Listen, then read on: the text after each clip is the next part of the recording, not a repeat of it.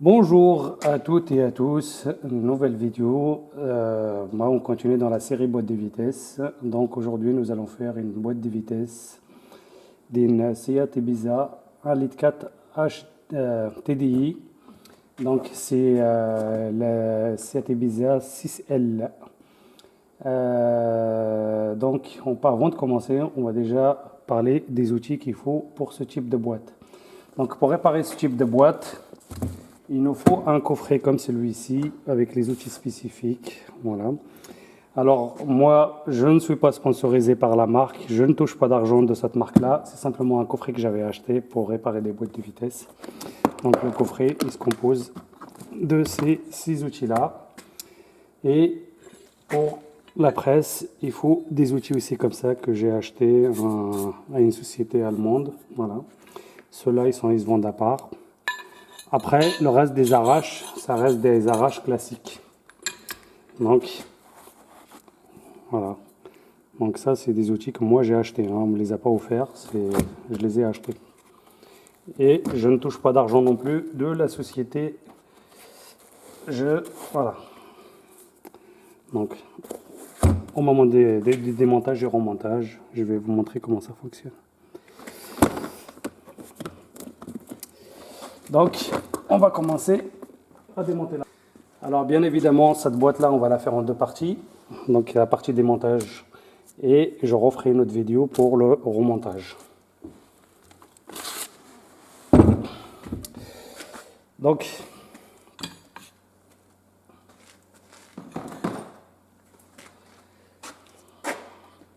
première des choses, comme toutes les boîtes, on va enlever le carter de 5e. Donc, c'est une clé Torx de 30.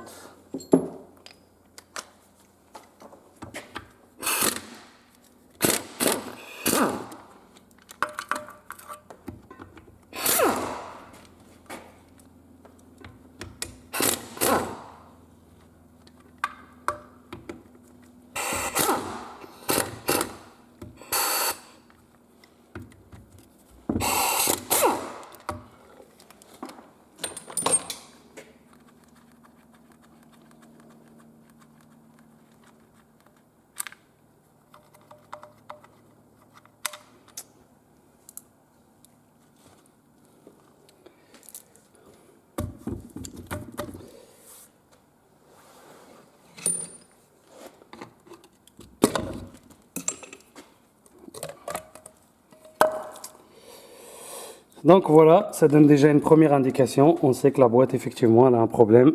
Donc quand on voit un morceau de ferraille comme ça, on sait qu'il y a déjà quelque chose qui ne va pas dans la boîte. Donc je mets mes vis dans le carter. Alors moi, cette boîte-là, je sais ce qu'elle a exactement. Je connais, c'est un des problèmes qui est assez récurrent sur ces boîtes-là. En fait, quand on tourne la boîte, on entend le roulement qui fait du bruit. Donc le roulement, il est HS. Donc c'est la maladie sur ce genre de sur ce type de boîte. Voilà. Donc là, vérifie qu'elle soit pas au mort, la boîte. Donc là, quand j'appuie, ça revient. Donc là, c'est au point mort. Donc on va déjà commencer par enlever le sélecteur. Donc là,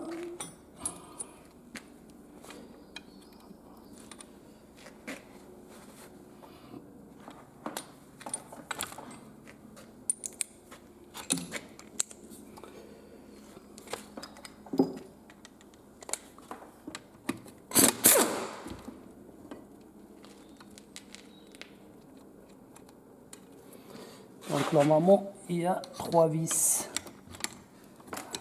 Alors, il y a une qui est plus longue.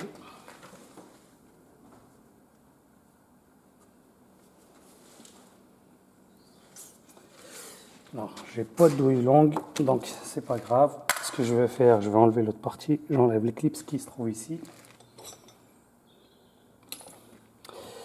Donc je décroche le clip qui se trouve ici. J'enlève cette partie-là, voilà. Et là, je devrais avoir accès à la vis qui me gêne.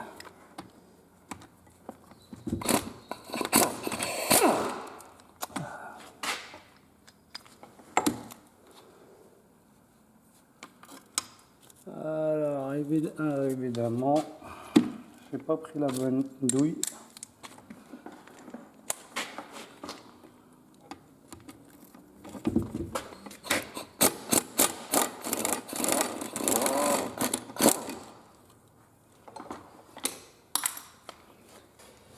Alors, pour décoller le sélecteur, vous avez deux possibilités. Soit vous prenez un maillet ou un autre maillet, mais en bronze, enfin en cuivre. Ça abîme pas les pièces. Alors, il y en a. Il y a deux vis. Donc, normalement, il doit venir celui-ci. Voilà. Donc, vous tirez, il vient. Et une fois qu'on a enlevé le sélecteur, bon, c'est chouette, elle n'a pas été vidée, il y a toujours de l'huile dedans.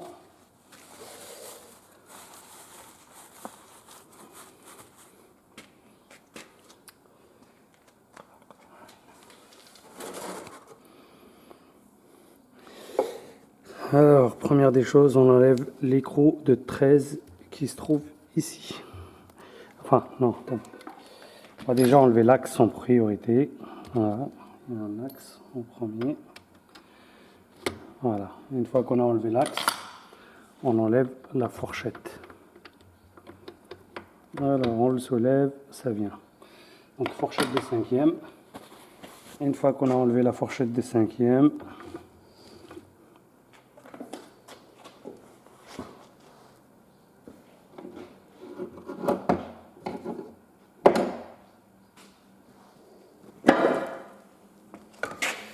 on enlève les circlips qui maintiennent le pignon fixe.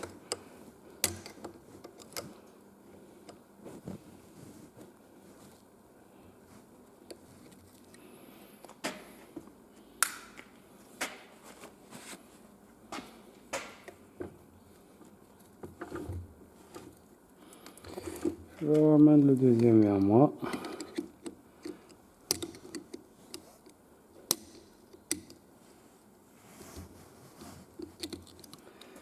Voilà, c'est les deux mêmes, normalement. Une fois qu'on a enlevé ça, normalement, lui, il doit venir. Donc la cinquième, toujours pareil, comme les autres boîtes. Elle se compose d'un pignon fou de cinquième, d'un synchro de cinquième et d'un moyeu baladeur. Donc toujours bien repérer le sens. Moi, je vous conseille de mettre des traits pour se repérer le sens de montage. Parce que la moindre erreur, si vous le montez à l'envers, vous allez voir, ça fait de sacrés dégâts. Donc là, on voit bien le problème d'où il vient. Donc le roulement ici, il est cassé. Donc,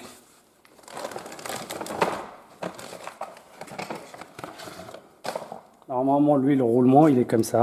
Vous voyez, là, les cages, elles sont intactes. Là, on voit bien que les billes, elles sont bien abîmées. Le neuf, il est comme ça. D'accord? Donc là, on voit bien les dégâts qu'il y a. Alors, le pignon fixe de cinquième. Donc voilà. Toujours pareil, il a un sens.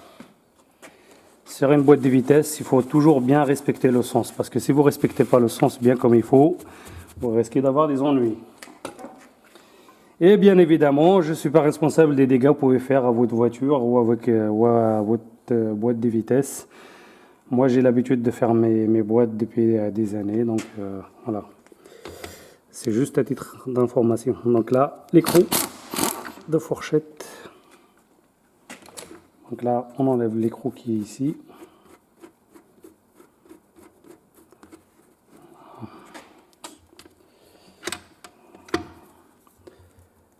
Voilà. Bah, il est dévissé. Ici, dévissé à sa base, c'est pas très grave. Bon, je vais le remettre après. Donc là, j'enlève le contacteur de marche arrière.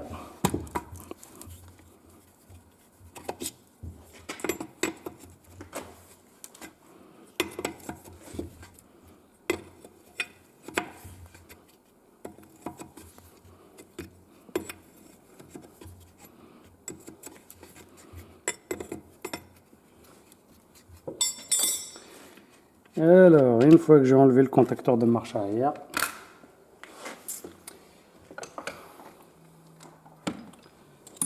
Alors je vais enlever les tulipes de cardan.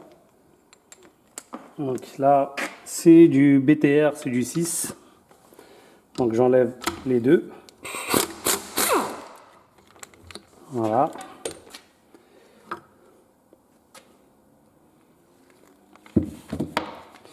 Il y en a une autre de l'autre côté.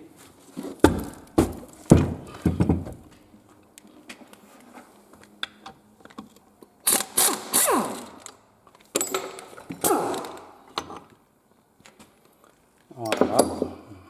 Bien évidemment, c'est pas les deux mêmes. Il y en a une qui est plus longue que l'autre. Voilà. Et une fois que j'ai enlevé ça,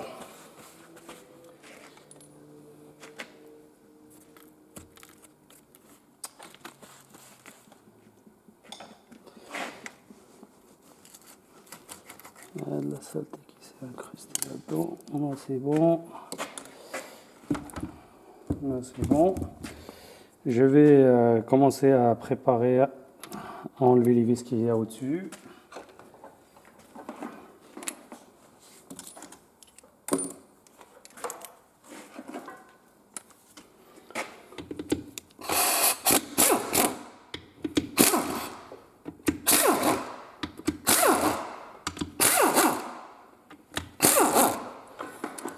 Alors ces 6 vis là, en fait c'est ce qui tient la plaque où il y a les roulements. Hein.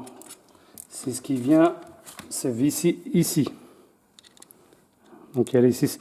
Normalement je les enlève en général en dernier, mais là bon. Donc une fois que j'ai enlevé ces 6 vis, j'enlève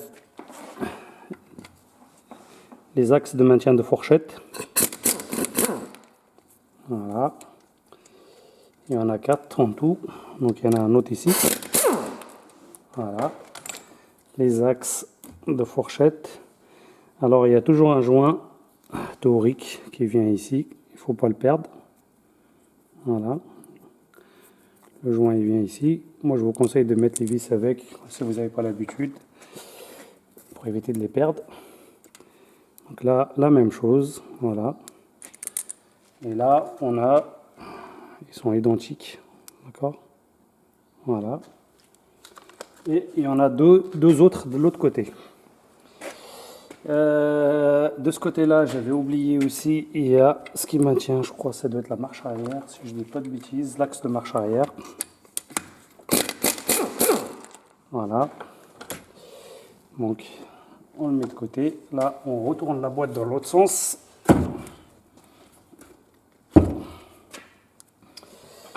Et on démonte les axes. Les deux autres, voilà. Voilà. Ah. Voilà, toujours le joint torique avec. Je refais la même chose, voilà. On voit la fourchette qui est tombée. C'est pas grave. Donc là, je vais retourner ma boîte dans l'autre sens parce que celle-ci, on peut pas, on peut pas la démonter ce carter-là en première. On va démonter la cloche d'embrayage en première. Donc là, je retourne la boîte et là, je fais mon tour de boîte.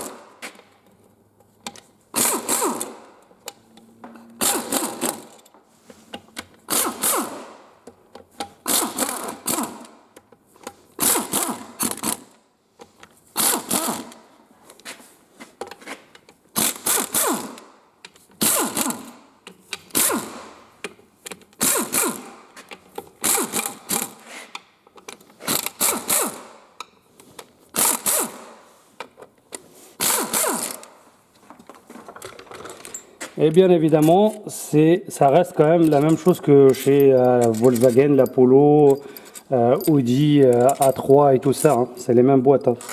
Le principe reste le même. Hein. C'est les mêmes outils aussi.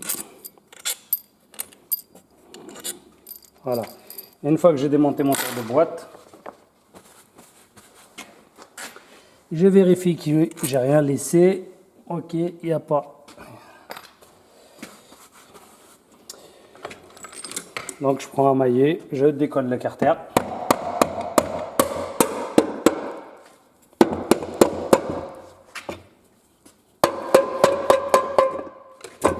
Je sors mon carter. Voilà. Donc là, c'est ma cloche d'embrayage. Voilà. Et une fois qu'on a sorti le carter,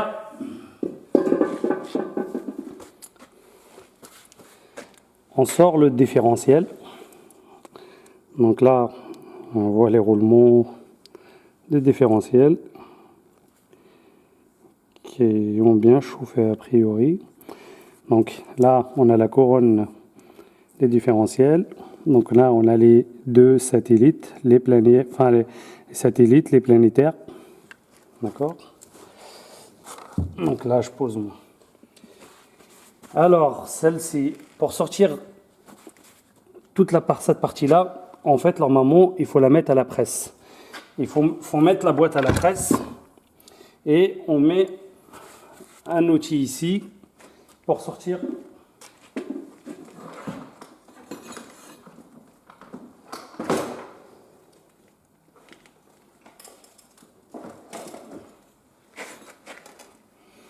Donc cet outil-là, il est prévu pour ça. Vous voyez, il rentre bien dans son logement. Donc c'est prévu pour sortir cette partie-là. Si vous n'avez pas de presse ou vous n'êtes pas à l'aise à la presse, alors évidemment, voilà, moi je le fais, mais il faut faire très attention. On peut les sortir au maillet.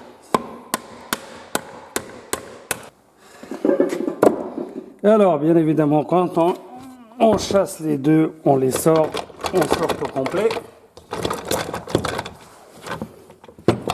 C'est pas vrai ça. Voilà. Donc, ouais. On met le tout sur l'outil. Une fois qu'on a mis sur l'outil, donc on retire les fourchettes. Évidemment, il y a un sens.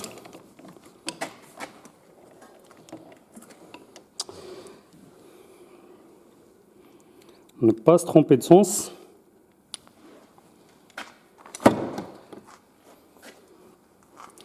On retire l'axe de marche arrière, donc ne pas le sortir de son logement. Moi, je sais comment il faut faire, dans quel sens il va, mais si vous avez un doute, ne pas le sortir. On mettait un collier Colson ici pour le maintenir, pour éviter qu'il sorte de son logement. Voilà, lui, il va comme ça, il va dans ce trou-là. Voilà. Alors, pour sortir ça, avant de le sortir, je vous conseille de faire un repère. Parce qu'en fait, le sens, il faut se repérer par rapport à ça, mais on peut la monter aussi dans ce sens-là. Ça veut dire dans les deux sens, on peut le monter, le roulement. Donc le bon sens, c'est celui-ci. Mais on peut faire les deux sens. Donc mettez bien un repère. Donc ça, c'est côté, que je ne dis pas de bêtises, c'est côté arc primaire. Donc il faut le monter côté arc primaire. Donc là, moi j'ai les outils pour le faire. Donc pour enlever le roulement, bien évidemment, il faut enclencher une vitesse ici pour laisser l'appareil passer. Et si je me souviens bien, l'appareil, elle va dans ce sens-là. Donc l'appareil, c'est elle qui permet d'extraire le roulement. Si vous voulez faire votre boîte et que vous n'avez pas cet appareil-là, c'est pas très grave. J'ai déjà essayé la technique aussi, ça peut fonctionner aussi. Alors moi, ce que j'ai fait, j'ai coupé le roulement ici. Alors il faut bien faire attention à ne pas abîmer le pignon en dessous. Donc je l'ai scié cette partie-là. J'ai séparé les deux arbres pour éviter d'abîmer les pièces. Et une fois que je les ai séparés, c'est plus simple à attraper avec un arrache normal et les sortir. Et après, à la presse, j'ai refait la même chose. Donc je me suis débrouillé pour trouver une cale à la même hauteur. Donc là, il y a un décalage. Donc j'avais trouvé une cale à la même hauteur. Et là, j'ai trouvé j'ai pris des morceaux de tube pour pouvoir emmancher le roulement sans l'appareil, et ça fonctionne très bien, il n'y a pas de souci là-dessus. Donc il y a possibilité de le faire, ça prend du temps, mais il y a possibilité de le faire sans l'appareil. Donc voilà pour la première partie. Donc je vous remercie pour les commentaires et pour tous ceux qui sont abonnés à ma chaîne. Et puis on fera la suite dans une semaine. Je remonterai la boîte parce que je travaille, donc j'ai pas trop le temps. Donc je vais refaire la suite d'ici une semaine. Merci, au revoir.